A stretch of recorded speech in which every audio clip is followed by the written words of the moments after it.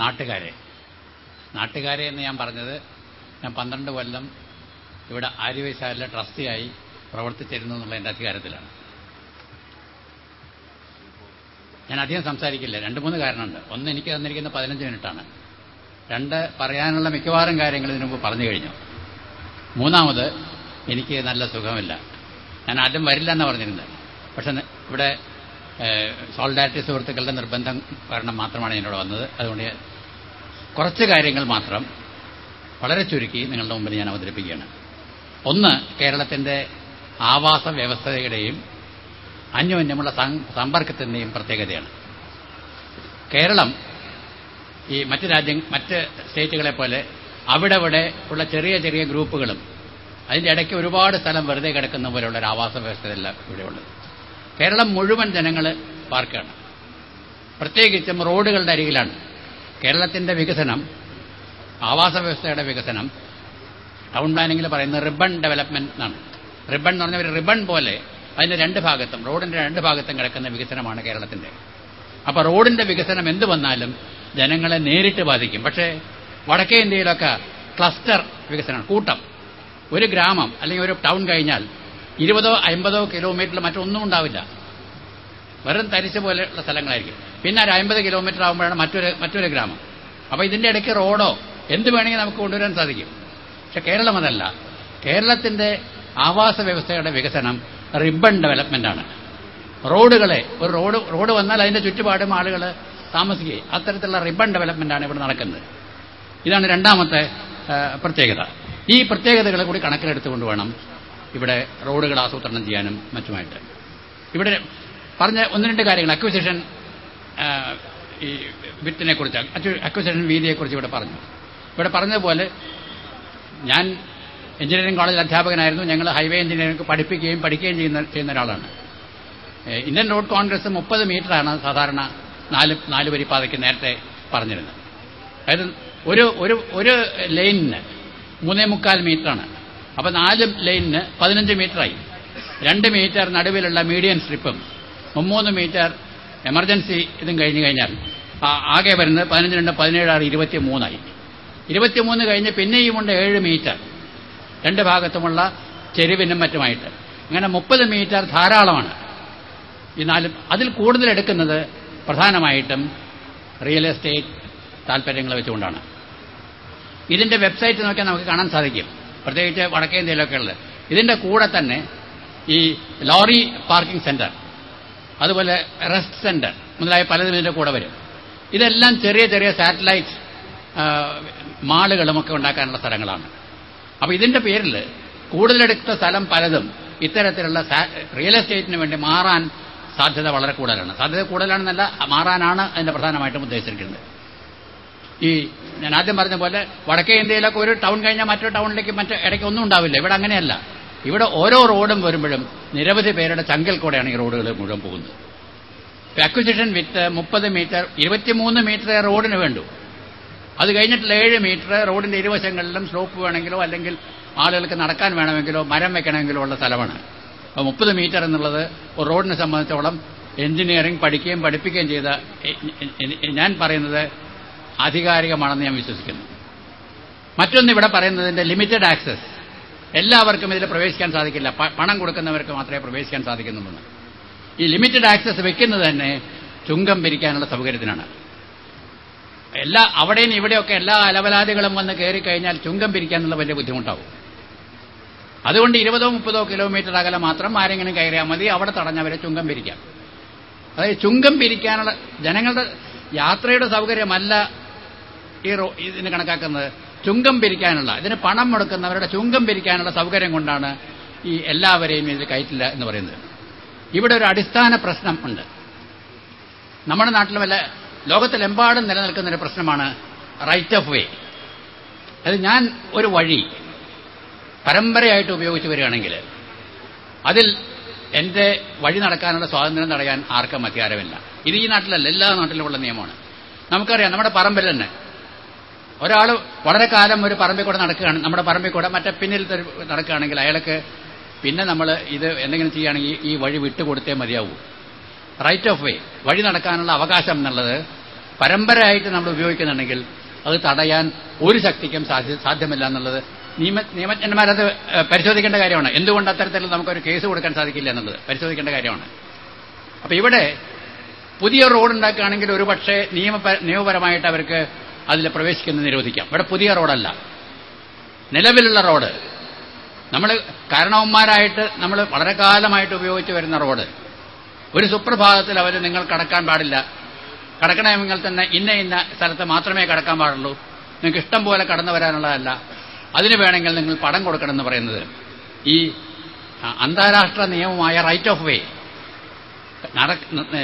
പ്രവേശിക്കാനുള്ള അവകാശം എന്നുള്ളതിന് എതിരല്ലേ എന്നുള്ളത് പരിശോധിക്കേണ്ടിയിരിക്കുന്നു. വളരെ പ്രധാനപ്പെട്ട ഒരു പോയിന്റാണ് അതിനുള്ളത്. അത് ഞാൻ പറയുന്നത് പ്രധാനമായിട്ട് ഈ ടോള് കളക്ട് ചെയ്യാനുള്ള അവകാശത്തിന് വേണ്ടിയിട്ടാണ് ഈ റൈറ്റ് ഓഫ് വേ നിരോധിക്കുന്നത്. അതുമല്ല അനാവശ്യ കാളവണ്ടിയോ അങ്ങനെയുള്ള അതിനെല്ലാം ഒഴിവാക്കുകയും ഈ ഇന്നിപ്പോൾ പ്രധാനമായിട്ടും വന്നിരിക്കുന്ന 5 സ്പീഡ് വണ്ടികൾ വലിയ പണം കൊടുത്ത് അവ 100 കിലോമീറ്ററിലോടി ഓടാം, അല്ലെങ്കിൽ 150 കിലോമീറ്ററിൽ ഓടാം. അങ്ങനെയുള്ളവർക്ക് പാകത്തിനാണ് നിയമം ഉണ്ടാക്കുന്നത്.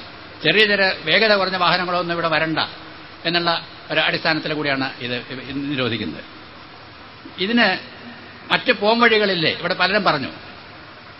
ഒന്ന് റെയിൽവേയെ പറ്റി പറഞ്ഞു. റെയിൽവേ ഇന്ന് റെയിൽവേയിൽ ഉപയോഗിക്കുന്ന സിഗ്നലിംഗ് സമ്പ്രദായമാണ് റെയിൽവേയുടെ വികസനത്തിന് വലിയ പ്രയാസമായിട്ട് നിൽക്കുന്നത്. ഇപ്പോൾ പരപ്പനങ്ങാടിൽ നിന്നൊരു വണ്ടി വിട്ട് കഴിഞ്ഞാൽ അത് തിരൂരെത്തുന്നതിന് മുമ്പ്, അത് തിരൂര് അല്ലെങ്കിൽ താനൂരോ എത്തിയാലേ മറ്റൊരു വണ്ടി ഇവിടുന്ന് വിടാൻ പാടുള്ളൂ. മെക്കാനിക്കൽ ബ്ലോക്ക് സിസ്റ്റം എന്നാണ് അതിന് പറയുക. അല്ലെങ്കിൽ ഈ വണ്ടി എവിടെയെങ്കിലും കേടായിട്ട് നിന്ന് കഴിഞ്ഞാൽ പിന്നെ പോകുന്ന വണ്ടി അതിൽ മുട്ടും. അതുകൊണ്ടാണ്. അപ്പോൾ തിരൂരിൽ നിന്ന് വിടുന്ന വണ്ടി താനൂര് എത്തിക്കഴിഞ്ഞാൽ താനൂരിൽ നിന്ന് അതാ വണ്ടി ഇവിടെ എത്തി എന്ന് പറഞ്ഞാൽ തിരൂരിൽ നിന്ന് മറ്റൊരു വണ്ടി വിടാൻ സാധിക്കുള്ളൂ. അപ്പോൾ ഒരു 20 മിനിറ്റെങ്കിലും ചുരുങ്ങിയത് ഇതിൻ്റെ ഇടയ്ക്ക് സ്ഥലം വിടണം, സമയം വിടണം. പക്ഷേ ഓട്ടോമാറ്റിക് ഇലക്ട്രോണിക് സിഗ്നലിംഗ് നടത്തിയാൽ, ഇപ്പോൾ മുംബൈയിലും ഒക്കെ, മുംബൈ മെട്രോ ഇതിലൊക്കെ നടക്കുന്നത്, അവിടെ 2 മിനിറ്റ് 3 മിനിറ്റിന് ഒരു വണ്ടി വിടുന്നുണ്ട്. എങ്ങനെ സാധിക്കുന്നു? അവിടുത്തെ signalling system automatic electronic signalling ആണ്. അവിടെ ഓരോ 200 മീറ്ററോ 250 മീറ്ററോ ഈ വണ്ടിയുടെ ഡ്രൈവർക്ക് അവിടെ എന്തെങ്കിലും തടസ്സമുണ്ടെങ്കിൽ കാണാൻ സാധിക്കും, അറിയാൻ സാധിക്കും. സിഗ്നലിംഗ് അതിനുള്ളുണ്ട്. അപ്പോൾ ഈ തിരൂരിൽ നിന്ന് വിട്ട വണ്ടി താനൂരെത്തുന്നതിന് മുമ്പ് ഏതെങ്കിലും തടസ്സമുണ്ടെങ്കിൽ അത് അറിയാൻ സാധിക്കും. അവിടെ വെച്ച് 200 മീറ്ററിന് മുമ്പ് വണ്ടി നിർത്താനും അപകടം ഒഴിവാക്കാനും സാധിക്കും.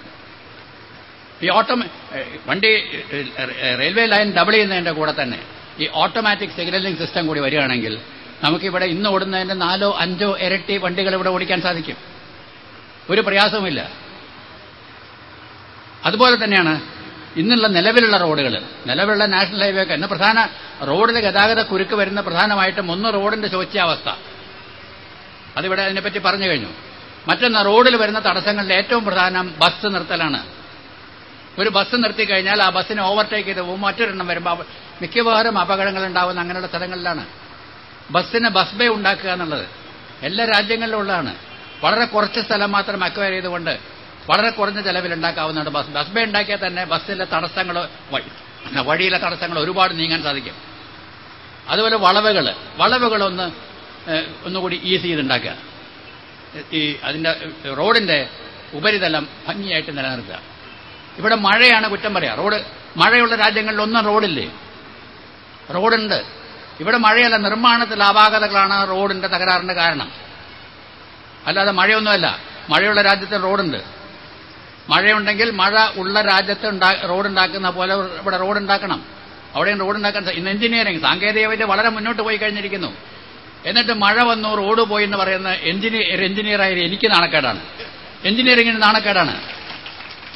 അതിനുള്ള സാങ്കേതികവിദ്യ നമ്മുടെ കയ്യിലുണ്ട്, അത് ഉപയോഗിക്കണം. അതിനുള്ള പണം എഴുതിയെടുക്കുന്നുണ്ട്, പക്ഷെ അത് ഉപയോഗിക്കുന്നില്ല എന്ന് മാത്രമേ ഉള്ളൂ. നിർമ്മാണത്തിലെ അപാകതയാണ്. അത് പരിഹരിച്ചുകൊണ്ട് റോഡിന്റെ സർഫസ് നന്നാക്കുകയും റോഡിന്റെ വളവുകൾ ശരിപ്പെടുത്തുകയും ബസ് ബെയിൻ ഉപയോഗിക്കുകയും ചെയ്തു കഴിഞ്ഞാൽ ഇന്നത്തെ റോഡ് തന്നെ ഒരുപാട് കൂടുതൽ ഗതാഗതയോഗ്യമാക്കാൻ സാധിക്കും. മറ്റൊന്ന്, ഇവിടുത്തെ ഗതാഗതത്തിനെപ്പറ്റി ഞങ്ങളൊരു പഠനം നടത്തേണ്ടായി. ഈ ഗതാഗതത്തിന്റെ 80% ഈ ത്രൂ ട്രാഫിക് അല്ല. ഇവിടുന്ന് എത്ര പേര് എറണാകുളത്തേക്കോ തിരുവനന്തപുരത്തേക്കോ ദിവസം യാത്ര ചെയ്യുന്നുണ്ട്?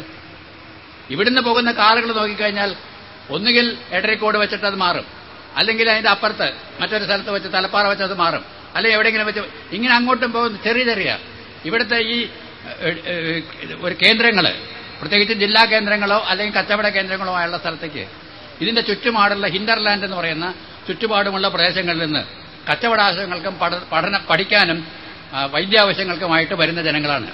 ചെറിയ കോട്ടക്കൽ, തിരൂർ അല്ലെങ്കിൽ മലപ്പുറം, കോഴിക്കോട് ഇവിടേക്ക് വരുന്ന ജനങ്ങളാണ്.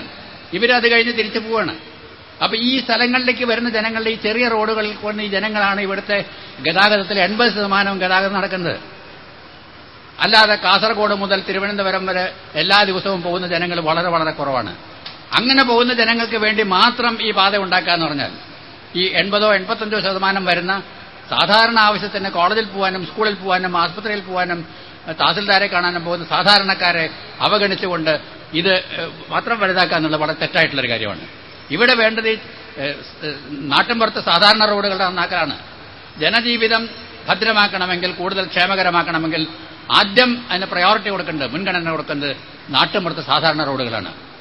അത് കഴിഞ്ഞിട്ടാവാം മറ്റത് ഏറ്റെടുക്കുക. ഈ റോഡുകളിൽ തന്നെ തിരക്കേറിയ സ്ഥലങ്ങളിൽ ആണ് അവർ പറയുന്നത്. ഇപ്പോൾ തിരക്കേറിയ സ്ഥലങ്ങളിൽ നമ്മൾ എന്ത് ചെയ്യും? ഒന്നുകിൽ ബൈപ്പാസ് ഉണ്ടാക്കാം, അല്ലെങ്കിൽ ഇവിടെ എന്ത് പറഞ്ഞാലും ഒരു മെട്രോ ആണ്. കൊച്ചിയിലെ മെട്രോ, തൃശ്ശൂർ പോലുള്ള ചെറിയ ടൗണിൽ ഇവിടെ അബ്ദുറഹ്മാൻ സാഹിബ് പറയായിരുന്നു പണ്ട് കങ്കാരുവിനെ വേണമെന്ന് പറഞ്ഞപ്പോൾ അതിലൊന്ന് നസ്രാണിയാവണമെന്ന് ശ്രീമൂലം സഭയിൽ പറഞ്ഞ പോലെ മെട്രോ, തൃശ്ശൂരുകാരും മെട്രോ വേണം. എന്താ ഈ മെട്രോ എന്ന് അറിയുന്നില്ല. മെട്രോ എന്ന് പറഞ്ഞാൽ ഭൂമി കുഴിക്കണം. ഒരുപാട് ബുദ്ധിമുട്ട് ആ സ്ഥലത്ത് ആ കുഴിക്കുന്ന സമയത്തുള്ള ബുദ്ധിമുട്ടുകൾ, അതിന് തൊട്ട് രണ്ട് ഭാഗത്തും വരുന്ന കെട്ടിടങ്ങളുടെ തകരാറുകൾ, ഇങ്ങനെ ഒരുപാട് പ്രശ്നങ്ങളുണ്ട്. ഇത് വന്നാൽ തന്നെ അതിന്റെ ഉള്ളിൽ കൂടെ പവർ, എല്ലാ സമയത്തും ലൈറ്റ് വേണം, വിജിലൻസ് വേണം, എല്ലാം പ്രശ്നങ്ങളാണ്. അതിന് പകരം അങ്ങനെ ക്രിട്ടിക്കലായിട്ടുള്ള സ്ഥലങ്ങളിൽ ഒരു എലിവേറ്റഡ് റോഡ് ഉണ്ടായിക്കൂടെ? ഇന്ന് റോഡിന് ഇവർ പറയുന്ന 2 മീറ്ററോ 4 മീറ്ററോ 6 മീറ്റർ വരെയാണ് ഇവർ പറയുന്നത് നടുവിൽ മീഡിയൻ സ്ട്രിപ്പ്. ഈ മീഡിയൻ സ്ട്രിപ്പിൽ ഒരു തൂണ് വെച്ച് കഴിഞ്ഞാൽ അതിൽ 2 ഭാഗത്തും കാന്റിലിവർ ചെയ്തുകൊണ്ട് നമുക്കൊരു എലിവേറ്റഡ് റോഡ് ഉണ്ടാക്കാൻ സാധിക്കും. എല്ലാ ദിക്കിലും വേണമെന്നല്ല പറയുന്നത്. സന്നിഗ്ധമായിട്ടുള്ള സ്ഥലങ്ങളിൽ, കൂടുതൽ ട്രാഫിക്കുള്ള സ്ഥലങ്ങളിൽ വരുമ്പോൾ ഇത്തരത്തിലുള്ള എലിവേറ്റഡ് റെയിൽവേ, ഇന്ന് മലേഷ്യയിലും സിംഗപ്പൂരിലൊക്കെ ധാരാളം എലിവേറ്റഡ് റെയിൽവേ ഉണ്ട്. അങ്ങനെ ഇതിന് ഒരുപാട് മറ്റ് മാർഗങ്ങളുണ്ട്. ജലഗതാഗതത്തെ പറ്റി ഇവിടെ പറഞ്ഞു. ഉൾനാടൻ ഗതാഗതമാവാം, ആരും ഇവിടെ ഉപയോഗിക്കുന്നില്ല. അതുപോലെ ഈ തീരദേശ ജലഗതാഗതം, നമുക്ക് ഒരുപാട് തുറമുഖങ്ങളുണ്ട്, ചെറിയ ചെറിയ തുറമുഖങ്ങളാണ്. ഈ തുറമുഖങ്ങളെ ഉപയോഗിച്ചുകൊണ്ട് എന്തുകൊണ്ട് തീരദേശത്ത് കൂടെ ജലഗതാഗതം ഒന്നുമില്ലെങ്കിൽ ചരക്കിന്റെ കൈമാറ്റത്തിന് വേണ്ടിയിട്ടെങ്കിലും എന്തുകൊണ്ട് അതിനെപ്പറ്റി പലതവണ ആലോചന ഉണ്ടായി, എങ്കിലും അത് നടപ്പാക്കാത്തതിന്റെ പ്രധാന കാരണം എല്ലാ വികസനവും പണ്ട് മൂലധനത്തിലോ മറ്റോ, ആരാണ്, ഖാൻ ആണെന്ന് തോന്നുന്നു, ഒരു പഴയ നാടകത്തിൽ പറയുന്നുണ്ട് പഞ്ചവത്സര പദ്ധതി, വികസനം എന്ന് പറഞ്ഞാൽ പഞ്ചവത്സര പദ്ധതിയാണല്ലോ, അതുതന്നെയാണല്ലോ റോഡ് പണി എന്നൊരു കമന്റ് ഉണ്ട്. ഈ ഖാന്റെ ഒരു ക്യാരക്ടർ ഞാൻ പണ്ട് ചെറുപ്പകാലത്ത് കണ്ടതാണ്. അതുപോലെയാണ് അവിടെ എന്ത് പഞ്ചവത്സര പദ്ധതി പറഞ്ഞാൽ റോഡ് പണിയാണ്, വികസനം എന്ന് പറഞ്ഞാൽ റോഡ് പണിയാണ്, എല്ലാ റോഡ് പണിയാണ്. ഇതിന്റെ പിന്നിൽ ഒരു ചെറിയ അജണ്ടയില്ലേ എന്ന് എനിക്ക് സംശയമുണ്ട്. റോഡിൽ കൂടെ പോകുമ്പോൾ പെട്രോൾ ഉപയോഗിക്കണം. ഈ പെട്രോൾ ലോബി ഇന്ന് ലോകത്തെ ഭരിക്കുന്ന ഒരു വലിയൊരു ലോബിയാണ്. നമുക്കറിയാം അമേരിക്കയുടെ ചോദന ശക്തി ഈ പെട്രോൾ ലോബിയാണ്. ഇറാഖിൽ യുദ്ധം ഉണ്ടായത് പെട്രോൾ ലോബി കാരണമാണ്. ഇറാനെ കുത്തി പൊക്കി നോക്കുന്ന ഒരു പെട്രോൾ ലോബിയാണ്. അമേരിക്ക ഭരിക്കുന്ന പെട്രോൾ ലോബിയും ഫാർമസ്യൂട്ടിക്കൽ ലോബിയാണ്, 2 ലോബിയാണ്. ഇത് ഞാൻ പറയുന്നതല്ല, നിരവധി പുസ്തകങ്ങൾ അതിനെപ്പറ്റി എഴുതിയിട്ടുണ്ട്, 1-2 സിനിമകൾ അതിനെപ്പറ്റി വന്നിട്ടുണ്ട് ഈ പെട്രോൾ ലോബിയെക്കുറിച്ച്. അപ്പൊ ഈ പെട്രോൾ ലോബിക്ക് പെട്രോൾ കൂടുതൽ ഉപയോഗിക്കണം, അത് റോഡ് ഉണ്ടായാലേ ശരിയാവുള്ളൂ. അപ്പൊ പെട്രോൾ ഉപയോഗിക്കുന്നതിന്റെ പിന്നിൽ ഈ അമേരിക്കൻ കുത്തകകളുടെ ഒരു സമ്മർദ്ദം ഇല്ലേ എന്നുകൂടി ആരും ഇതിനോട് പറഞ്ഞായിട്ട് ഞാൻ കേട്ടിട്ടില്ല. അതുകൊണ്ട് ഞാനൊരു സംശയം ഉന്നയിക്കുകയാണ്, അതുകൂടി ഇതിന്റെ പിന്നിലുണ്ടോ എന്ന് സംശയമുണ്ട്. ഏതായാലും ഇതിനു വേണ്ടി ആളുകളെ കുടിയൊഴിപ്പിക്കുക എന്നുള്ളത് ILO ഒരു ലോക സംഘടന ഈ കുടിയൊഴിപ്പിക്കൽ പ്രോജക്റ്റിന്റെ ഭാഗമായിരിക്കണമെന്ന് നിർബന്ധിക്കുന്നുണ്ട്. അതായത് പ്രോജക്റ്റിലെ ലാൻഡ് അക്വിസിഷൻ, അത് കഴിഞ്ഞിട്ടുള്ള മറ്റെല്ലാം പറയുന്ന പോലെ അവരെ റീസെറ്റിൽമെന്റ്, പുനരധിവാസത്തിന്റെ ഭാഗമാണ്. പുനരധിവാസം കഴിഞ്ഞിട്ടേ പ്രോജക്റ്റ് ഏറ്റെടുക്കാൻ പാടുള്ളൂ എന്നാണ് ഇന്റർനാഷണൽ നിയമം. ഇവിടെ അതല്ല. ഇവിടെ കഴിഞ്ഞ വാജ്പേയി സർക്കാരിന്റെ കാലത്താണ് അതിനു മുമ്പുണ്ടായിരുന്ന അക്വിസിഷനിൽ 2002 മറ്റാണ് ഒരു ചേഞ്ച് വരുത്തി, ഒരു മാറ്റം വരുത്തിയത്. അപ്പോൾ മുൻകൂർ സ്ഥലം ഏറ്റെടുക്കാനുള്ള അധികാരം കൊടുത്തു, ഗവൺമെന്റിന് കൊടുത്തുകൊണ്ട്. അത് കഴിഞ്ഞിട്ട് അവരുടെ കോമ്പൻസേഷൻ എപ്പോഴാണെങ്കിൽ കൊടുക്കാം. 10-15 കൊല്ലം കഴിഞ്ഞിട്ടാണ് പലപ്പോഴും കോമ്പൻസേഷൻ കിട്ടുന്നത്. അതിനുമുമ്പ് പലരും ആത്മഹത്യ ചെയ്ത് കാണും, പലരും മരിച്ചു കാണും. അപ്പൊ ഈ നിയമം മാറ്റിയത് ഇത് നടപ്പാക്കുന്നവർക്ക് വേണ്ടിയിട്ടുള്ള നിയമമാണ്. പുനരധിവസിക്കപ്പെടുന്നവർക്ക് വേണ്ടി, അതിൽ നിന്ന് ഒഴിവാക്കപ്പെടുന്നവർക്ക് വേണ്ടിയിട്ടില്ല. ഇന്ത്യയിൽ ഇപ്പോൾ തന്നെ ഏതാണ്ട് 2 കോടിയിലധികം വികസന അഭയാർത്ഥികളുണ്ടെന്നാണ് പറയുന്നത്. വികസനം കൊണ്ട് കുടിപ്പാടം നഷ്ടപ്പെട്ട് എങ്ങുമില്ലാതെ അലിഞ്ഞു നടക്കുന്ന അഭയാർത്ഥികൾ 2 കോടിയിലധികം. ഇവർക്ക് ജപ്പാനിലൊരു പേരുണ്ട്, ഹിബാക്കൂഷ്. ഹിബാക്കൂഷ് എന്ന് പറഞ്ഞാൽ ആറ്റം ബോംബ് വീണ് ഗതിയൊന്നുമില്ലാതെ അലിഞ്ഞു നടക്കുന്നവർക്ക് ജപ്പാനിൽ വിളിക്കുന്ന പേരാണ് ഹിബാക്കൂഷ് എന്നുള്ളത്. അങ്ങനെ 2 കോടിയിലധികം ഹിബാക്കൂഷുകൾ ഇന്ന് വികസനത്തിന്റെ പേരിൽ അഭയാർത്ഥികളായി നടക്കുന്നവരുന്നുണ്ട്. ഈ പാതകളെല്ലാം വരുമ്പോൾ ഈ 2 ലക്ഷം എന്നുള്ളത് 4 ലക്ഷമോ 5 ലക്ഷമോ ആവാൻ പോവാണ്. അവരും ഇന്ത്യക്കാരല്ലേ, അവർക്കും ഇന്ത്യയിൽ ജീവിക്കാൻ അവകാശമില്ലേ? അതുകൊണ്ട് ഭൂമി ഏറ്റെടുക്കുന്നുണ്ടെങ്കിൽ അതിനു മുമ്പ് ഇവർക്ക് പുനരധിവാസം തീർച്ചയായിട്ടും ഉറപ്പാക്കിയിട്ടേ പാടുള്ളൂ എന്ന് പറയാൻ നമുക്കെല്ലാവർക്കും അവകാശമുണ്ട്. എന്റെ കയ്യിലുള്ള ഏറ്റെടുക്കാൻ പകരം ഒന്നും തരാതിരിക്കുകയും ചെയ്യുന്നത് അധർമ്മമാണ്, അധാർമികമാണ്. അതിനെതിരായിട്ട് എല്ലാവരും കൂടി ശ്രദ്ധിക്കേണ്ടതാണ്. ഇങ്ങനെ നിരവധി പ്രശ്നങ്ങൾ ഇതിന്റെ പിന്നിലുണ്ട്. എന്റെ തൊണ്ട ഇപ്പോഴേ പ്രശ്നം ഉണ്ടാക്കി തുടങ്ങിയതുകൊണ്ട് ഞാൻ നീട്ടുന്നില്ല. അതുകൊണ്ട് ഇത്തരത്തിലുള്ളൊരു ഞാനിന്ന് തീരെ വയ്യാത്തതുകൊണ്ട് വരില്ല എന്ന് പറഞ്ഞാണ്. പക്ഷേ ഈ പ്രശ്നമായതുകൊണ്ട് വന്നതാണ്. മറ്റൊന്നാണ്, ഞാൻ ഇതിനു മുമ്പ് എന്നെ വിളിച്ചപ്പോൾ ഞാൻ പറഞ്ഞ ഒരു പക്ഷേ ഞാൻ വരില്ല എന്നാണ് പറഞ്ഞത്. പക്ഷെ ഇന്ന് അവർ വന്ന് വിളിച്ചപ്പോൾ ഞാൻ കൂടെ വന്നതിന്റെ പ്രധാന കാരണം ഇത് വളരെ നീറുന്നൊരു പ്രശ്നമാണ്. ജനങ്ങളുടെ പുനരധിവാസത്തിന്റെ പ്രശ്നമാണ്. ജനങ്ങളെ മുഴുവൻ അഗതികളായിട്ട് തള്ളിവിടുന്നതിന്റെ പ്രശ്നമാണ്. ഇതിലെല്ലാവരും കൂടി ഒത്തൊരുമിച്ച് പ്രവർത്തിക്കേണ്ടതാണ്. ഇതിന് മുൻകൈയെടുത്ത ഈ സമ്മേളനം നടത്തുന്നതിന് മുൻകൈയെടുത്ത സോളിഡാരിറ്റിയെ മുക്തകണ്ഠം അഭിനന്ദിച്ചുകൊണ്ട് ഞാൻ നിർത്തുകയാണ്. നമസ്കാരം.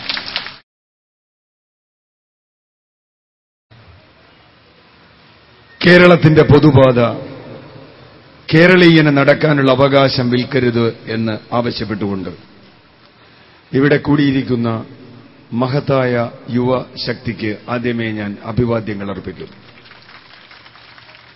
യോഗത്തിൽ അധ്യക്ഷത വഹിക്കുന്ന പ്രിയപ്പെട്ട മുജീബ്, യോഗം ഉദ്ഘാടനം ചെയ്ത അബ്ദുറഹ്മാൻ സാഹിബ്, എന്നെ ഗുരുസ്ഥാനീയനായ ഡോക്ടർ അച്യുതൻ, മറ്റ് വേദിയിലിരിക്കുന്ന സുധീർ കുമാർ, മുഹമ്മദ് അലി, ഖാലിദ്, സുഹൃത്തുക്കളെ, സഹോദരീ സഹോദരന്മാരെ, കേരളമായത് എങ്ങനെയെന്ന് മറന്നുപോയവരായി കേരളത്തിന്റെ ഭരണാധികാരികൾ മാറിയിരിക്കും. അതാണ് പ്രശ്നം. എന്നാണ് കേരളത്തിൽ പൊതുവഴിയുണ്ടായത് എന്ന് 100 വർഷം മുമ്പ് നടന്ന ചരിത്രം പോലും നാം മറന്നുപോയിരിക്കുന്നു. ഒരോർമ്മയ്ക്ക് വേണ്ടി ഒരു വാചകം പറയണം. കേരളത്തിൽ ആദ്യത്തെ പൊതുവഴിയുണ്ടായത് മഹാത്മാ അയ്യങ്കാളി തന്റെ വില്ലുവണ്ടിയിലൂടെ തിരുവനന്തപുരത്തെ രാജവീതിയിൽ ഓടിച്ചു പോയപ്പോഴാണ്. അതിനു മുമ്പ് എല്ലാവർക്കും നടക്കാവുന്ന വഴി ഇവിടെ ഉണ്ടായിരുന്നില്ല. എല്ലാവർക്കും നടക്കാവുന്ന വഴിയുണ്ടായത് വലിയൊരു പോരാട്ടത്തിന്റെ ഫലമായാണ്. എല്ലാവർക്കും പഠിക്കാവുന്ന വിദ്യാലയമുണ്ടായത്, എല്ലാവർക്കും കുളിക്കാവുന്ന കുളമുണ്ടായത്, എല്ലാവർക്കും പോകാവുന്ന ആതുരാലയങ്ങൾ ഉണ്ടായത്. അങ്ങനെ പൊതു എന്ന സങ്കല്പം സൃഷ്ടിച്ചുകൊണ്ടാണ് നേരത്തെ ജലീൽ സാഹിബിലൂടെ പറഞ്ഞപ്പോ കേരളമായി മാറുന്നത്. അങ്ങനെ ഉണ്ടായ പൊതുകളെല്ലാം ഒന്നൊന്നായി വിറ്റൊഴിക്കപ്പെടുകയാണ്. നമ്മുടെ പൊതുവിദ്യാഭ്യാസം, പൊതുവാരോഗ്യം, പൊതു കുടിവെള്ളം, ഇപ്പോഴിതാ നമ്മുടെ പൊതുഗതാഗതം, നമുക്ക് നടക്കാനുള്ള പെരുവഴി പോലും നമുക്ക് ആധാരമില്ലാതായിരിക്കും. ഇത് വലിയൊരു ചരിത്രത്തിന്റെ ഭാഗമാണ്. ഈ നിഷേധം, കേരളീയരെ കേരളം തന്നെ നിഷേധിക്കുന്ന ഈ നിഷേധത്തിനെതിരെയാണ് കേരളത്തിൽ ഒട്ടനവധി പോരാട്ടങ്ങൾ നടക്കുന്നത്. ഇതൊരു ചെറിയ പോരാട്ടമല്ല, ഒട്ടനവധിയായ പോരാട്ടങ്ങൾ കേരളത്തിൽ നടക്കുന്നു. ഈ മാറ്റം എന്തിനു വേണ്ടിയാണ് എന്ന് ചോദിച്ചാൽ നാം ഇൻവെസ്റ്റർ ഫ്രണ്ട്ലി ആവാനാണ് എന്നാണ്.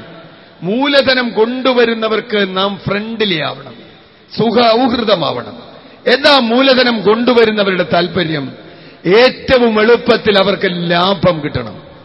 കേരളത്തിലെ സാധാരണ മനുഷ്യന്റെ ജീവനോപാധികൾ, അവന്റെ ജീവിതം, അവരുടെ കടൽ, കായൽ, കടലോരം, കണ്ടൽക്കാടുകൾ, അവന്റെ ആവാസ വ്യവസ്ഥ, കൃഷിയിടങ്ങൾ, കുടിവെള്ളം, ആരോഗ്യം, വിദ്യാഭ്യാസം, ഗതാഗത സൗകര്യം, ഇതെല്ലാം ലാഭത്തിനു വേണ്ടി ഉപയോഗിക്കുന്ന തരത്തിലേക്ക് മാറ്റിക്കൊടുക്കുന്ന ഒരു വലിയ പ്രക്രിയയാണ് നാം ഇപ്പോ ഈ പുതിയ ആഗോളവൽക്കരണമെന്നോ അതൊക്കെ അതിനെയൊക്കെ എതിർക്കുന്ന ആളുകൾ തന്നെ ഇപ്പുറത്ത് അത് വേറൊരു പേരിൽ നമ്മുടെ മേൽ കൊണ്ടുവന്നുകൊണ്ടിരിക്കും. ഇതിന് പൊതുവെ പറയുന്ന ഒരു പേര് ടാക്സിൽ നിന്ന് ടോളിലേക്ക് മാറുന്ന ഒരു സമ്പദ് വ്യവസ്ഥ എന്ന്. നാം ഇതുവരെ നികുതി കൊടുത്താണ് ശീലിച്ചിട്ടുള്ളത്. കൂടുതൽ വാങ്ങുന്നവൻ, കൂടുതൽ പൈസയുള്ളവൻ കൂടുതൽ നികുതി കൊടുക്കും. ആ നികുതി കൊണ്ട് പൊതുവാസ്തികൾ സൃഷ്ടിക്കും. അത് റോഡാവാം, ആതുരാലയങ്ങളാവാം, വിദ്യാഭ്യാസ സ്ഥാപനങ്ങളാവാം, കുടിവെള്ള പദ്ധതികളാവാം, പാലങ്ങളാവാം, റെയിൽവേകളാവാം, മറ്റ് നിരവധി കാര്യങ്ങളാവാം. ഇത് പൊതുവാണ്. ഇത് എല്ലാ മനുഷ്യർക്കും ഒരുപോലെ ഉപയോഗിക്കാം. അങ്ങനെയാണ് കേരളം. അപ്പൊ എല്ലാ മനുഷ്യർക്കും ഇത് നികുതി കൂടുതൽ കൊടുത്ത ആൾക്ക് റോഡിലൂടെ കൂടുതൽ നടക്കാൻ അവകാശമൊന്നുമില്ല. റോഡിൽ നികുതി കൊടുക്കാത്തവന് നികുതിയുടെ കടലാസ് കാണിച്ച് മാത്രമേ റോഡിൽ ചെല്ലാവൂന്നില്ല.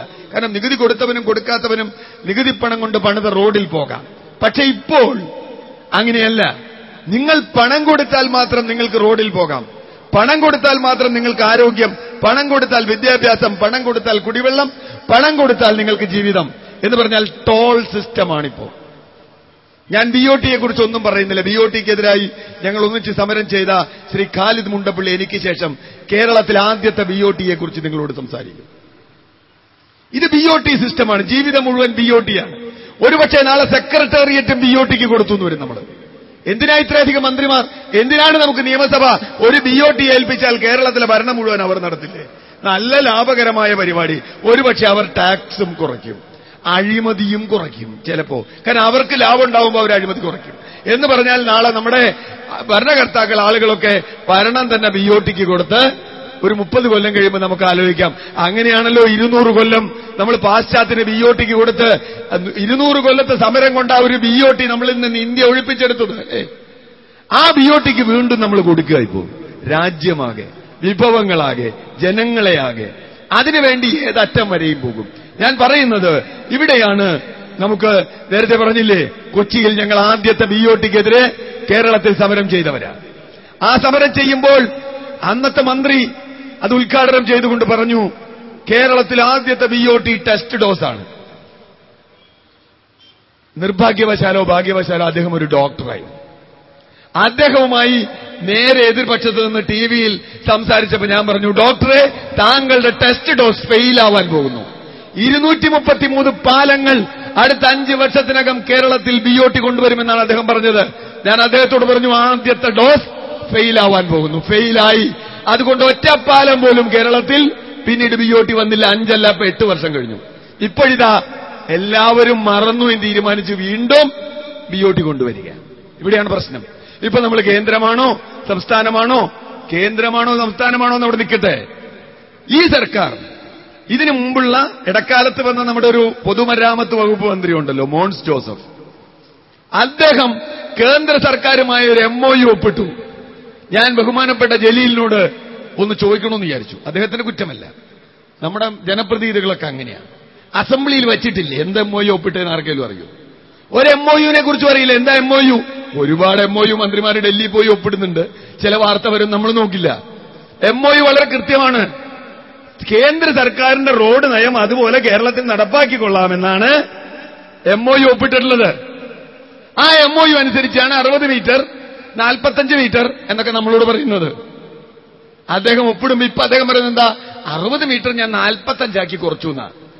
എന്തിനാ അങ്ങനെ പറയുന്ന? 30 കുറച്ചാ പോരെ, എന്തിനാ 45 കുറച്ച്?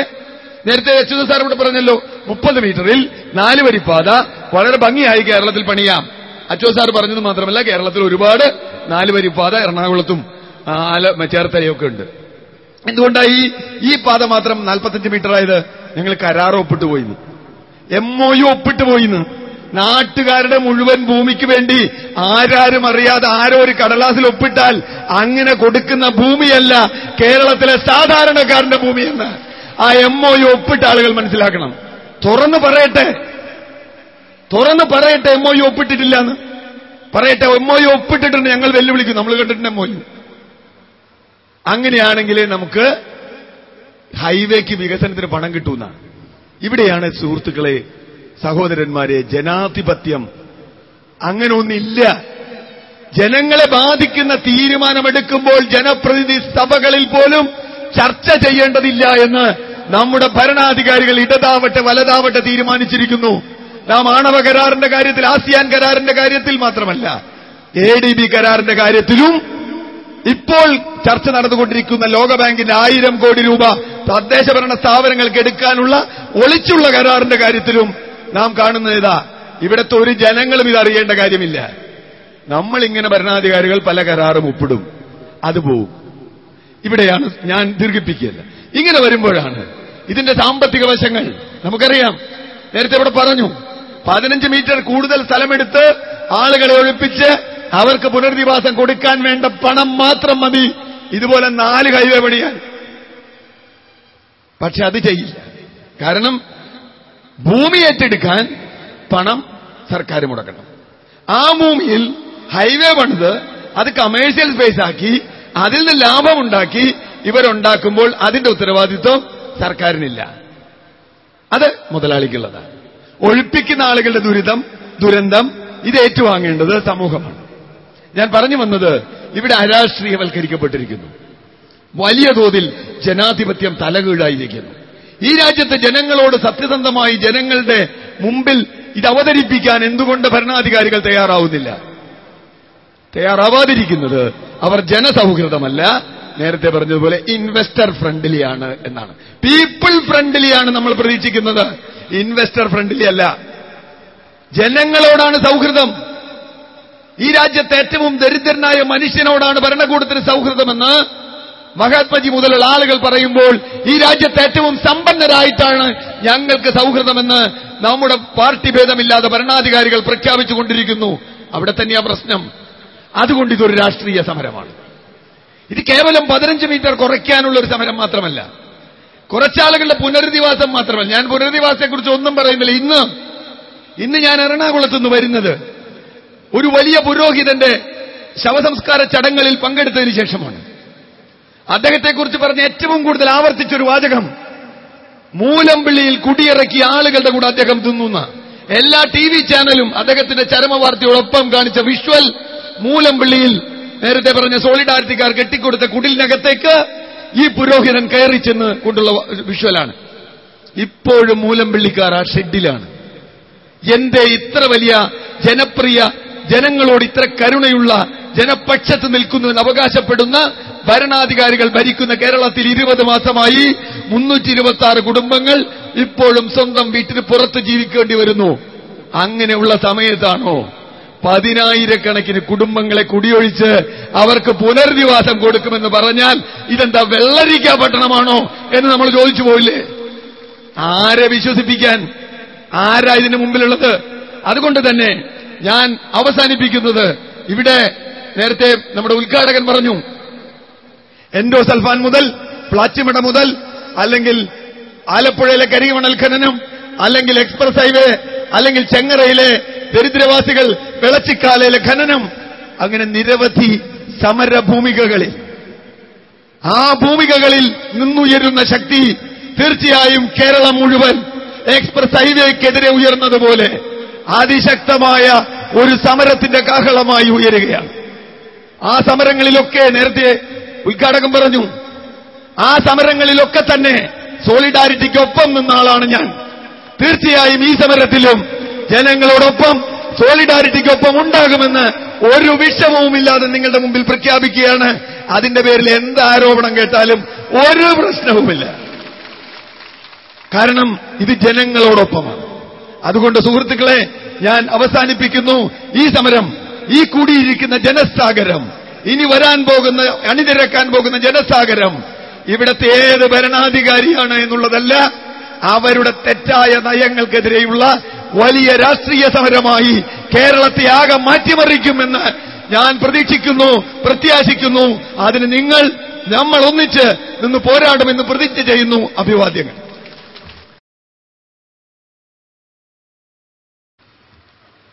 ബഹുമാന്യനായ യോഗ അധ്യക്ഷനും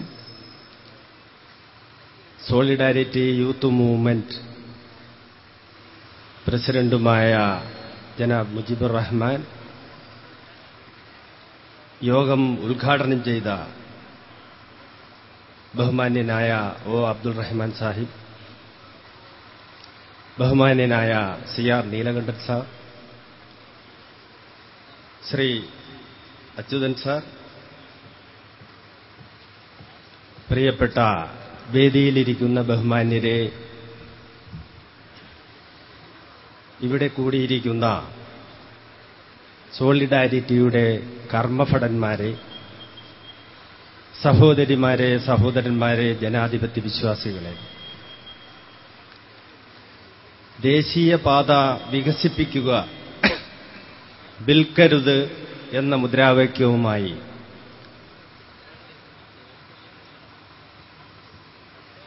രംഗത്തിറങ്ങിയിരിക്കുന്ന സോളിഡാരിറ്റി സംഘടിപ്പിച്ച ഒരു പൊതുയോഗത്തിലാണ് നമ്മളെല്ലാവരും നിൽക്കുന്നത്. വികസനത്തിന്റെ പേരിൽ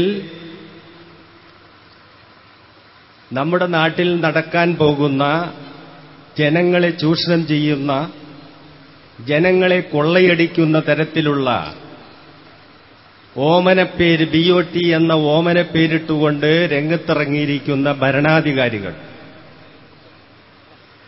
ഭരണകൂടം, ഉന്നത ഉദ്യോഗസ്ഥന്മാരും രാഷ്ട്രീയക്കാരും കൂടിയിട്ടുള്ള ഒരു കൊള്ളസംഘം. അതാണ് നമ്മുടെ രാജ്യത്ത് വികസനത്തിന്റെ പേരിൽ രംഗത്തിറങ്ങിയിരിക്കുന്ന കാഴ്ച നമുക്ക് കാണാൻ സാധിക്കും. ഈ യോഗത്തിൽ പങ്കെടുക്കാൻ സോളിഡാരിറ്റിയുടെ ഭാരവാഹികൾ എന്നെ ക്ഷണിച്ചപ്പോൾ എനിക്ക് വളരെയധികം സന്തോഷമുണ്ടായി. കാരണം കേരളത്തിലെ ആദ്യത്തെ BOTക്കെതിരെ സമരം നയിച്ച ഒരു എളിയവനായ ഞാൻ, സോളിഡാരിറ്റിയുടെ ഭാരവാഹികൾ എന്നെ ക്ഷണിച്ചപ്പോൾ സത്യത്തിൽ എനിക്കത് വളരെയധികം താൽപര്യമുണ്ടായി.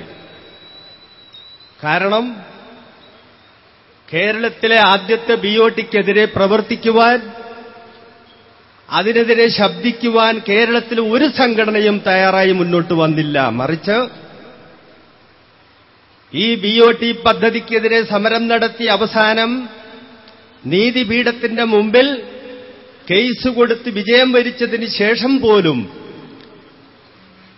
കൊച്ചി മേഖലയിലെ രാഷ്ട്രീയ സംഘടനകളോ മറ്റു സംഘടനകളോ ഒരു നല്ല വാക്ക് പോലും പറയാൻ മെനക്കെടാതെ നിന്നപ്പോൾ എറണാകുളം ജില്ലാ സോളിഡാരിറ്റിയുടെ ഭാരവാഹികൾ അതിനുവേണ്ടി പ്രവർത്തിച്ച ഈ എളിയവന് ഒരു സ്വീകരണം തരികയും മറ്റുള്ള സംഘടനകളെ ഇളിഭ്യരാക്കിക്കൊണ്ട് അവിടെ ഒരു സ്വീകരണം സംഘടിപ്പിക്കുകയും ചെയ്തതിൽ എനിക്ക് അങ്ങേയറ്റം നന്ദിയുണ്ട്.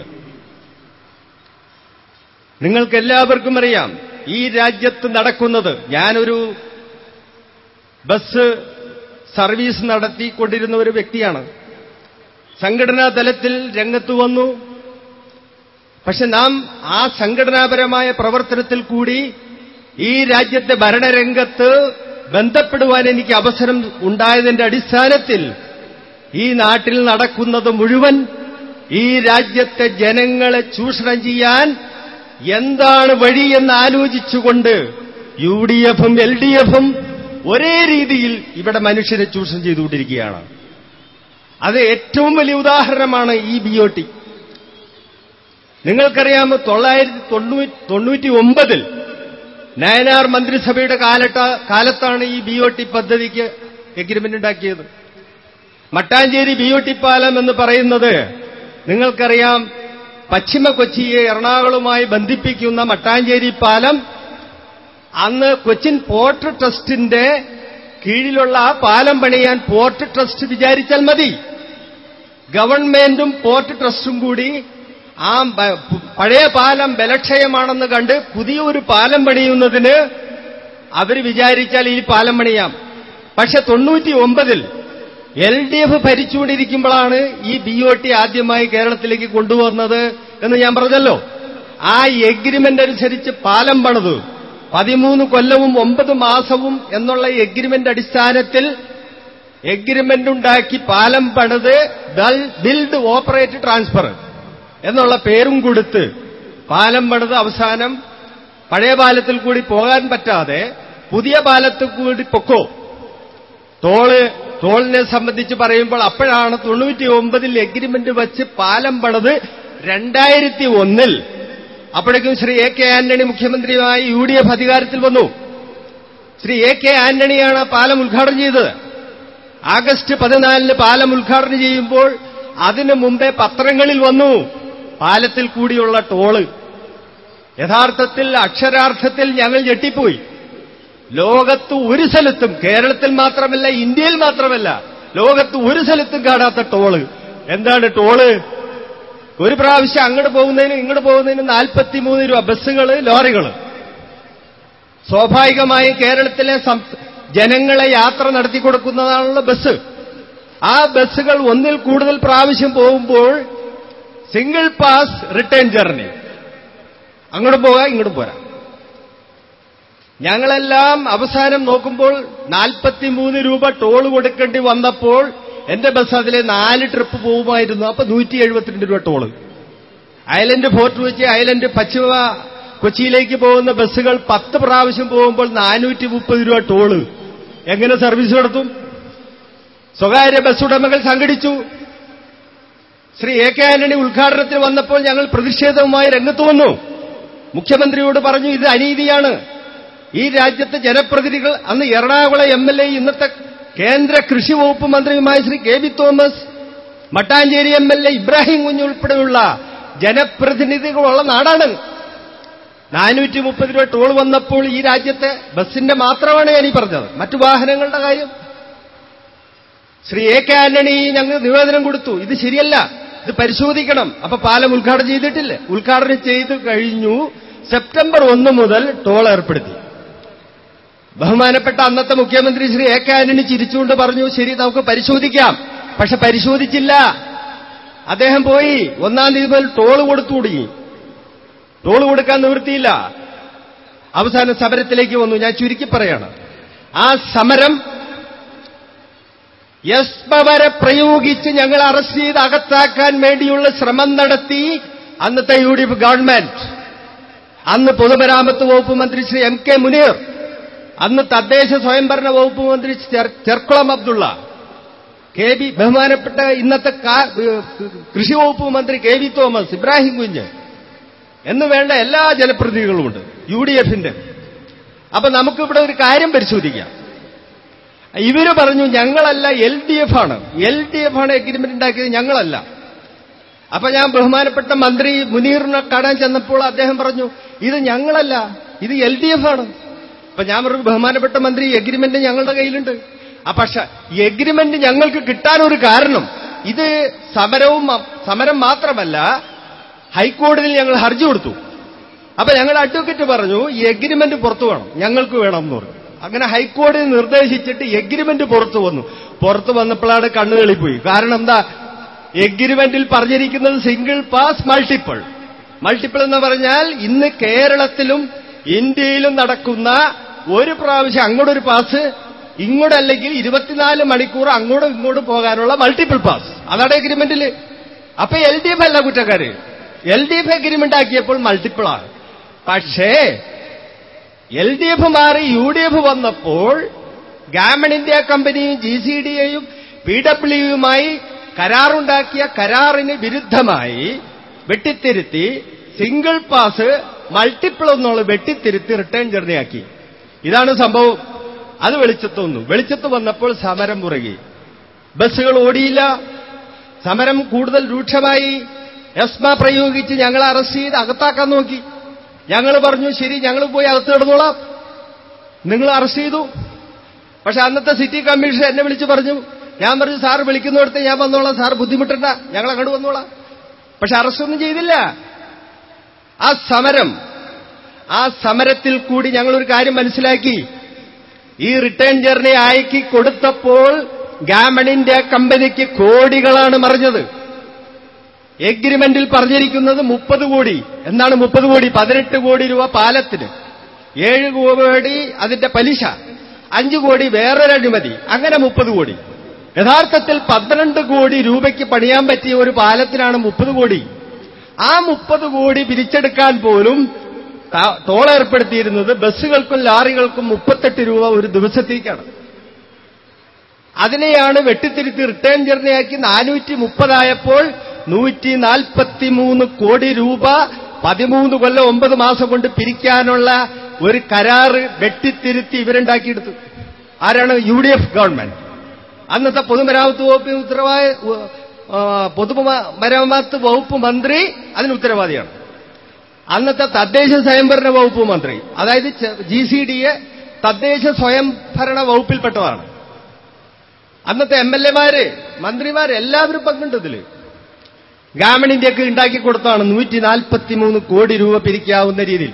ഈ 143 കോടി രൂപ പിരിക്കാമെന്ന് അന്ന് CAG report, comptroller and auditor ജനറലിന്റെ റിപ്പോർട്ടിൽ പറഞ്ഞിരിക്കുന്നത്, അക്കൌണ്ട് ജനറലിന്റെ ഓഡിറ്റ് റിപ്പോർട്ട് പുറത്തിറങ്ങിയപ്പോൾ പറഞ്ഞത് 143 കോടി പിരിക്കും. അവരും പറഞ്ഞു ശരിയല്ലേ. ആ സമരം മുന്നോട്ട് പോയി. ശ്രീ A. K. ആന്റണി മന്ത്രിസഭാ ഉപസമിതിയെ വെച്ചു. മന്ത്രിസഭാ ഉപസമിതി ശ്രീ ചെർക്കുളത്തിന്റെയും മുനീറിന്റെയും KV തോമസിന്റെയും ഇബ്രാഹിം കുഞ്ഞിന്റെയും നേതൃത്വത്തിൽ മന്ത്രിസഭാ ഉപസമിതി ചർച്ച നടന്നു മൾട്ടിപ്പിൾ പാസ്സാക്കാൻ തീരുമാനിച്ചു. മൾട്ടിപ്പിൾ പാസ്സാക്കാൻ തീരുമാനിച്ചപ്പോൾ ഞാൻ ചോദിച്ചു എന്താണ് റേറ്റ് എന്ന് ചോദിച്ചപ്പോൾ ചെർക്കുളം പറഞ്ഞു അത് പിന്നീട് പറയും. അപ്പൊ ഞാൻ പറഞ്ഞു അതെന്താണ് പിന്നീട് പറയണേ? മന്ത്രിസഭാ ഉപസമിതി ഒരു ചർച്ച വച്ചാൽ മൾട്ടിപ്പിൾ പാസ്സാക്കിക്കൊണ്ട് അതിന്റെ റേറ്റും പറയണ്ടേ? ആ പറയില്ല. പറഞ്ഞപ്പോ ഞങ്ങൾ പുറത്തിറങ്ങി. 3.5 മാസം രഹസ്യമാക്കി വച്ചുകൊണ്ട് ഇവരെന്താ ചെയ്തതെന്നറിയാമോ? മൾട്ടിപ്പിൾ പാസ്സാക്കാൻ തീരുമാനിച്ചു. എന്നിട്ട് സിംഗിൾ പാസ്, റിട്ടേൺ ജെറി, ഒരു മൾട്ടിപ്പിൾ പാസ്. അപ്പൊ എന്ത് പറ്റി? മൂന്നാമതൊരു പാസും കൂടി വന്നു. Single, return, multiple. എന്നിട്ട് എന്ത് ചെയ്തു? 6 വർഷം കൂടി നീട്ടിക്കൊടുത്തു. ടോൾ പിരിക്കാൻ നഷ്ടം നികത്താനെന്ന വ്യാജേന 6 വർഷം നീട്ടിക്കൊടുക്കുകയും സർക്കാരിന്റെ ഖജനാവിൽ നിന്ന് 1,54 ലക്ഷം രൂപ വർഷം തോറും ഗ്രാമീൺ ഇന്ത്യക്ക് കൊടുക്കാനും ആണ് ആ മന്ത്രിസഭാ ഉപസമിതി തീരുമാനിച്ചതെന്ന് 3.5 മാസം കഴിഞ്ഞപ്പോൾ നോട്ടിഫിക്കേഷനിൽ കൂടി മനസ്സിലായി. എവിടെ ചെന്ന് കാര്യങ്ങൾ? അവസാനം ബസ്സുകൾക്കെല്ലാം 100 രൂപ ചുമത്തിക്കൊണ്ട് നേരത്തെ ഒരു തീരുമാനത്തിന്റെ അടിസ്ഥാനത്തിൽ അത് നിർബാധം പോയി. മറ്റു വാഹനങ്ങൾക്കെല്ലാം ഒന്നിൽ കൂടുതൽ പ്രാവശ്യമുള്ളവർക്ക് സിംഗിളും റിട്ടേണും പിന്നെ മൾട്ടിപ്പിളും. എന്നിട്ട് ഈ 6 വർഷം നീട്ടിയും കൊടുത്തു. അപ്പൊ 13 കൊല്ലം 9 മാസം എന്നുള്ളത് 19 കൊല്ലം 9 മാസം 1.5 കോടി രൂപ സർക്കാരും കൊടുക്കും. അപ്പൊ 123 കോടി രൂപ അപ്പോഴും കിട്ടും.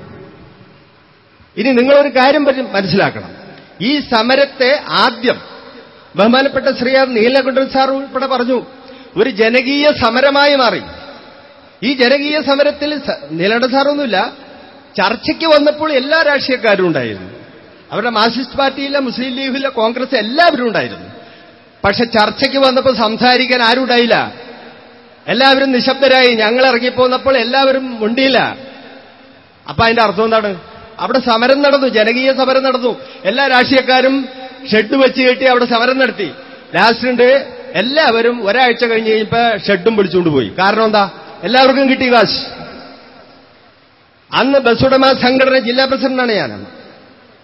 ഞങ്ങൾ ഒഴിച്ച് ബാക്കി എല്ലാ സംഘടനകളും ഗ്രാമീൺ ഇന്ത്യയിൽ നിന്ന് കാശ് മേടിച്ചു. അത്രയും അഴിമതി നടന്ന ഒരു സംഭവമാണ് കേരളത്തിലുണ്ടായത്. ആ സംഭവം കഴിഞ്ഞതിന് ശേഷം പിന്നെ ഞങ്ങളുടെ ബസ്സുടമ സംഘടന ഇതിനെതിരെ സുപ്രീം കോടതിയിൽ ഹർജി കൊടുക്കാനായിട്ട് ഞാൻ ആവശ്യപ്പെട്ടു. പക്ഷെ സംഘടനയുടെ അസോസിയേഷൻ യോഗം കൂടിയിട്ട് പറഞ്ഞത് ഇനി നമുക്ക് അതിന്റെ പുറകെ പോയിട്ട് കാര്യമില്ല, നമുക്ക് പോകണ്ടെന്ന് പറഞ്ഞു. പക്ഷെ അന്ന് ഞാൻ പറഞ്ഞു സുപ്രീം കോടതിയിൽ പോവാം. പക്ഷെ അങ്ങനെ പോയി അവസാനം സംഘടനാപരമായി ചില മാറ്റങ്ങളൊക്കെ സംഭവിച്ചു. ഞാൻ മാറുകയും ചെയ്തു. അതിനുശേഷം എന്റെ മനസ്സിൽ നിന്ന് ഇത് പോകാതെ ഉറക്കത്തിലും എന്റെ ഇതാണ് ഇവരുടെ അഴിമതി ശരിക്ക് കണ്ടറിഞ്ഞ ഒരു വ്യക്തിയാണ് ഞാൻ. അതുകൊണ്ട് ഞാൻ ഇതിനെ മനസ്സിൽ വച്ചുകൊണ്ട് നടന്ന് അവസാനമാണ് വിവരാവകാശ നിയമം 2005 പ്രഖ്യാപിക്കുന്നത്.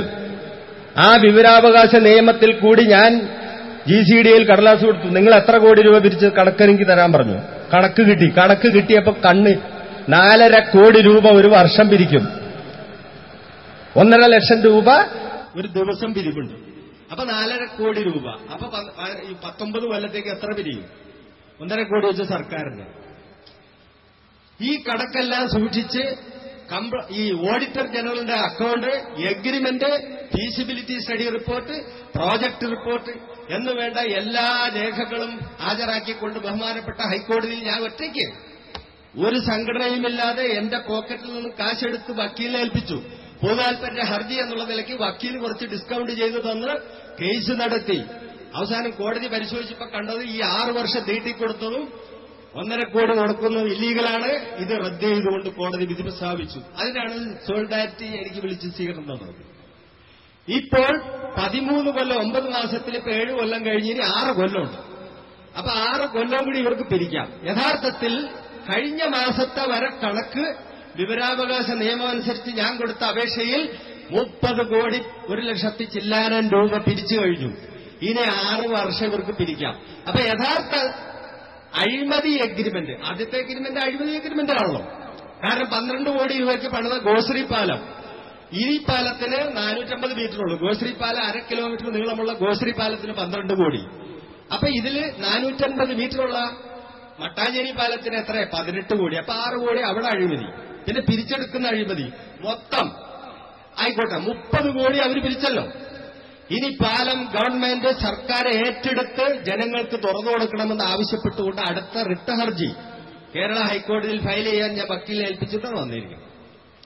ഇതാണ് ഈ നാട്ടിൽ നടന്ന ഏറ്റവും വലിയ BOT-യുടെ അഴിമതി.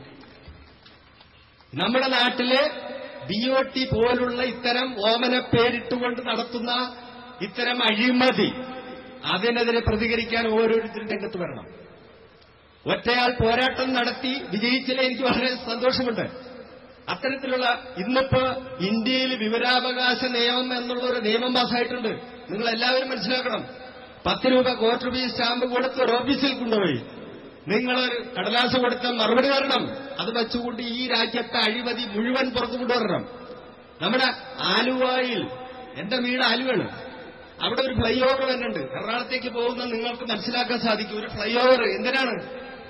നീലാണ്ട സാറ് ഞാനുമായിട്ട് സംസാരിച്ചു. ആ ഫ്ലൈ ഓവർ ഇതേ രീതിയിലുള്ള BOT-ആണ്. വിവരാവകാശ നിയമം അനുസരിച്ച് കൊടുത്ത ചോദ്യത്തിന് മറുപടി കിട്ടിയപ്പോൾ യഥാർത്ഥത്തിൽ ആ ഫ്ലൈ ഓവർ അവരുടെ ആവശ്യമില്ല. എന്താ?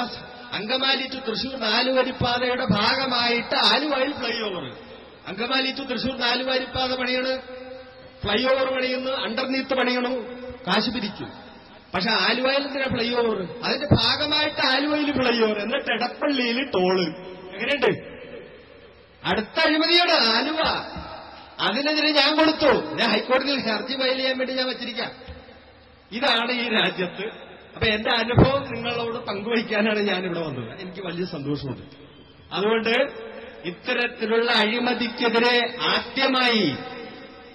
ആദ്യമായി ഈ സമരരംഗത്തേക്ക് ഇറങ്ങിയ സോളിഡാരിറ്റിയെ ഞാൻ ആദ്യമായി അഭിനന്ദിക്കുകയാണ്.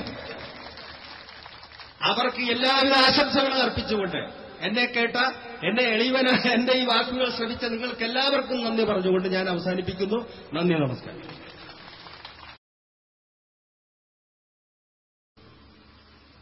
ബഹുമാന്യനായ അധ്യക്ഷൻ മുജിബുർ റഹ്മാൻ സാഹിബ്, എന്റെ സഹോദരി സഹോദരന്മാരെ, സുഹൃത്തുക്കളെ,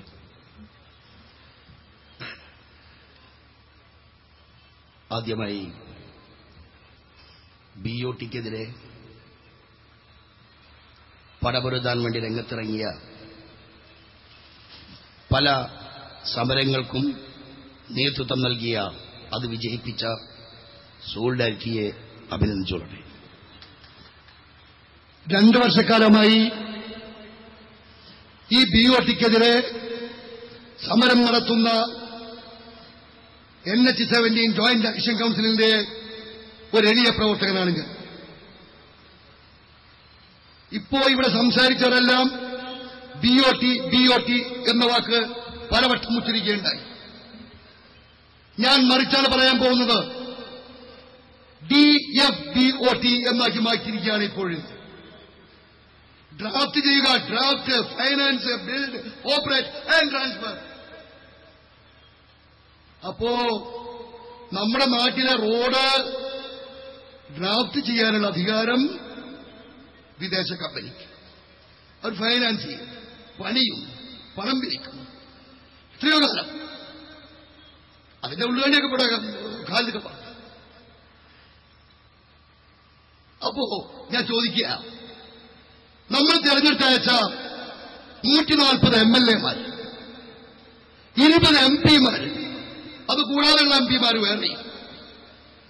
നമ്മുടെ നികുതിപ്പണത്തിൽ നിന്ന് ശമ്പളം നൽകുന്ന ശതകോടി എഞ്ചിനീയർമാര്, ഇവർക്കൊക്കെ എന്താ പണി? ഉത്തരം പറയണം. ഇവർക്കൊക്കെ എന്താ പണി? നമ്മുടെ നാടിലെ റോഡ് ഏതിലെ പോകണമെന്ന് നിശ്ചയിക്കുന്നത് വിദേശ കമ്പനിക്കാരനാ, നമ്മളല്ല. നമുക്കതിന് യാതൊരു റോളുമില്ല. ഈ റോഡ് 2 ഭാഗവും കെട്ടിപ്പൊക്കിയിട്ടാ പണിയാന്ന് പറയുന്നു. 3 മീറ്റർ ഉയരമുണ്ടാകുമെന്ന് പറയുന്നു. 6 അടി ഉയരത്തിന് 2 ഭാഗത്തും കോൺക്രീറ്റ് ഭിത്തി കെട്ടും എന്നാ പറയുന്നത്. ഈ റോഡിന്റെ പേരെന്താറിയോ? ദേശീയപാത വികസിപ്പിക്കുന്നതല്ല, NH-17, അത് വികസനമൊന്നുമല്ല. North east corridor. എന്താ കോറിഡോർ? കോറിഡോർ എന്ന് പറഞ്ഞ ഇടനാഴിക. 2 മതിലിന്റെ ഇടയിലൂടെ നമ്മുടെ വീട്ടിലൊക്കെ ഉണ്ട്, ഇത് കണ്ടിട്ടുണ്ടല്ലോ, ഇടനാഴിക. ഈ ഇടനാഴിക റോഡ്, അത് നമുക്ക് പ്രവേശനമില്ല, ജാലിക്ക് നടക്കുന്നില്ല. പ്രവേശനമുള്ള പണക്കാർക്കാ. നമുക്ക് യാത്ര ചെയ്യാൻ സൈഡിലൂടെ ഒരു സർവീസ് റോഡ് ഉണ്ടാവും, 7 മീറ്റർ. ഈ 7 മീറ്റർ സർവീസ് റോഡ് മുഴുവൻ ഉണ്ടാവില്ല.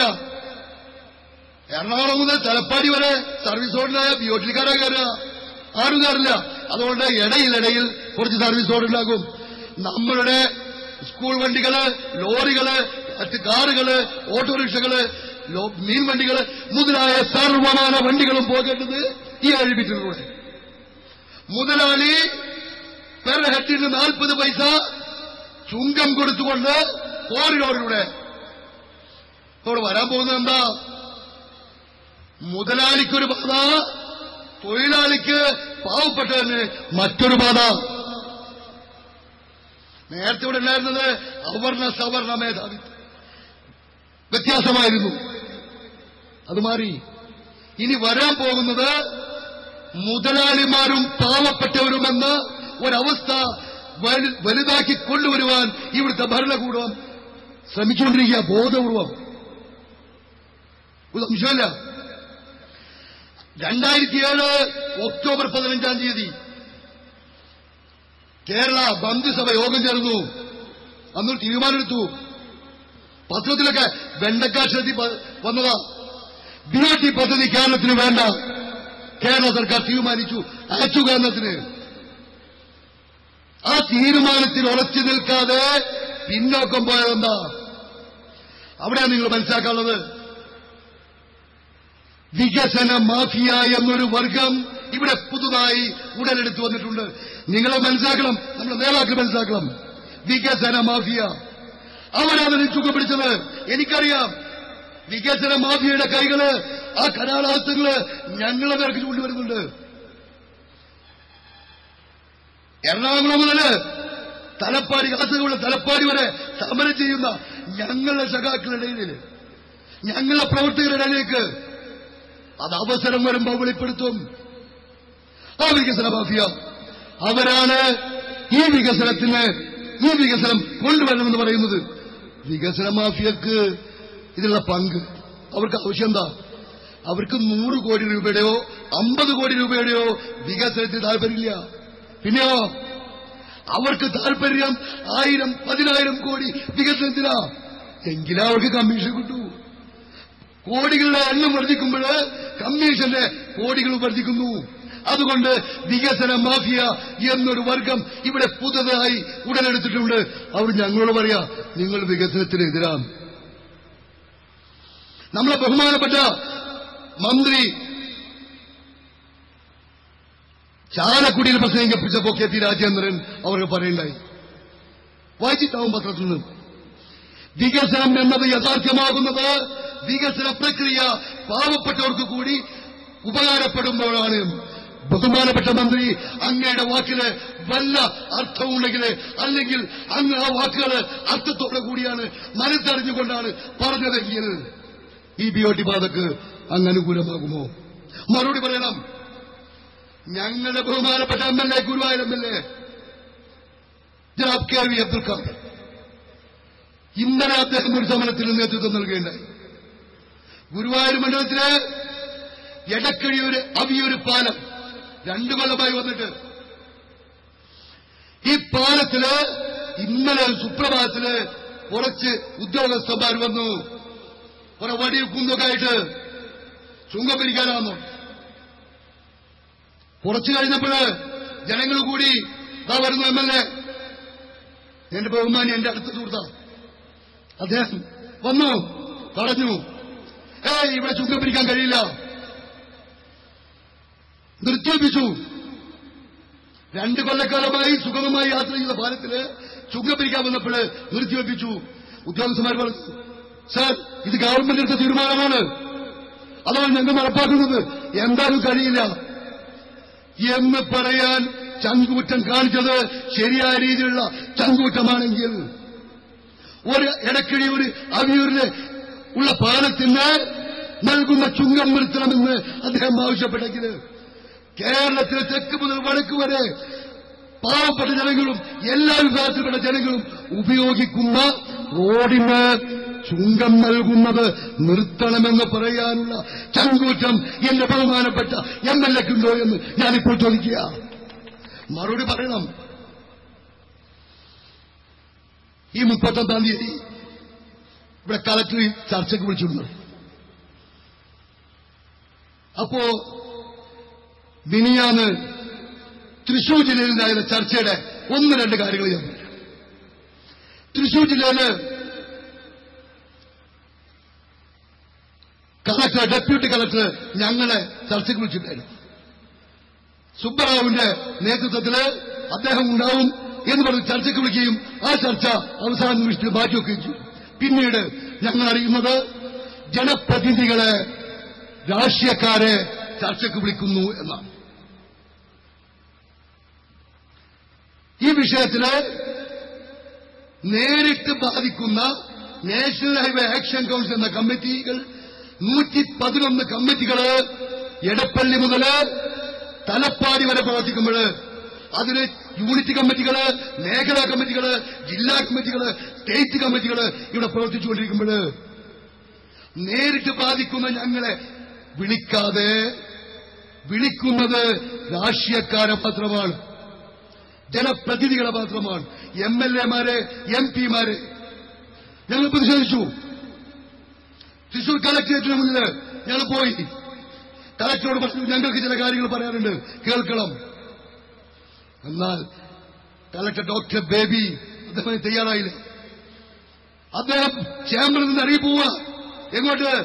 ഉദ്യോഗസ്ഥന്മാരും ജനപ്രതിനിധികളും അടങ്ങുന്ന യോഗത്തിലേക്ക് ഞങ്ങൾ തടഞ്ഞു. വഴിയിൽ ചേംബറിൽ നിന്ന് കോൺഫറൻസ് ഹാളിലേക്ക് പോകുന്ന വഴിയിൽ ഞങ്ങൾ തടഞ്ഞു. സാർ, ഞങ്ങൾക്ക് ചില കാര്യങ്ങൾ പറയാനുണ്ട്, ഞങ്ങളുടെ ചില നിവേദനങ്ങളുണ്ട്, സാർ വാങ്ങണം. പല നിവേദനവും തങ്ങൾക്ക് തന്നിട്ടുണ്ട്, നിങ്ങൾക്ക് തന്നിട്ടുണ്ട്. അതുകൊണ്ട് ഇത് സ്വീകരിച്ചതായി ഉറപ്പിച്ചു തരുകയും വേണം. ഉടൻ ബഹുമാനപ്പെട്ട കളക്ടർ പറഞ്ഞത്, എന്താ ഞാൻ പോസ്റ്റ്മാനാണോ നിങ്ങളുടെ കത്ത് വഴിയിൽ നിന്ന് വാങ്ങാനെന്നാണ്. അവിടെ ഇന്നലെ യോഗം നടക്കുന്നുണ്ടെന്നും ആ യോഗത്തിലേക്ക് സ്ഥലം നഷ്ടപ്പെടുന്ന ഒരു സംഘടനകൾ എത്തുമെന്നും അറിഞ്ഞതുകൊണ്ട് തന്നെ ഒരുപാട് പോലീസുകാരുണ്ടായിരുന്നു. ഞാൻ പറഞ്ഞു, സാർ ഇതിന് സാർ മറുപടി പറയേണ്ടി വരും എന്ന് പറഞ്ഞപ്പോൾ അകത്തേക്ക് പോയ അദ്ദേഹം തിരിച്ചു വന്നു.